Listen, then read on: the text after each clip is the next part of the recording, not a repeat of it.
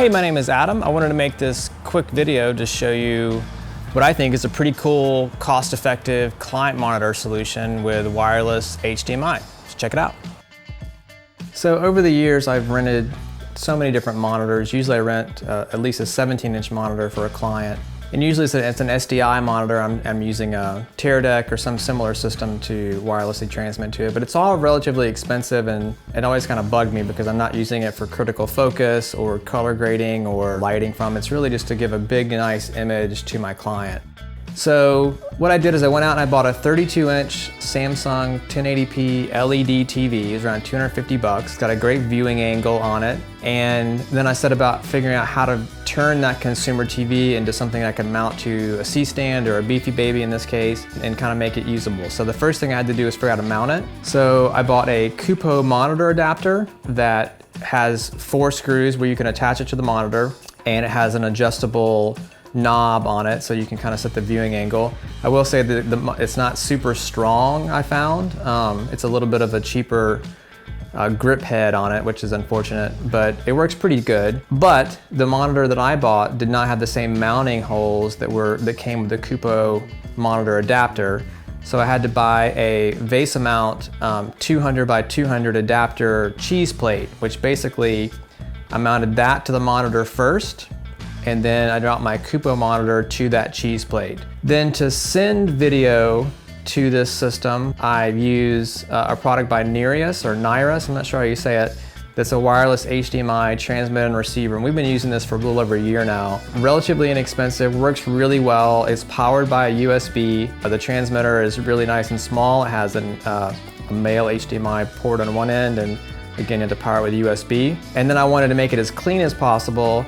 So I use my road rags kit, which I have some mini cartalinis and mini grip heads, to mount the wireless receiver up high so that it helps with line of sight to the camera, and kind of hide it a little bit behind the monitor to keep it nice and clean. I think that works really well.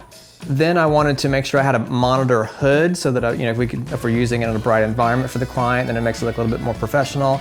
So I ordered a 32-inch monitor hood from Photodon, and it's okay. I think you could save money and not necessarily use this particular monitor hood. You could make it out of other materials, but this one is nice because it is adjustable. It came with some little straps that you use to attach to the monitor. I took those off and I just put Velcro all around my monitor and all around the inside of the monitor hood so that I can just pop it on and off with Velcro and keep it nice and snug.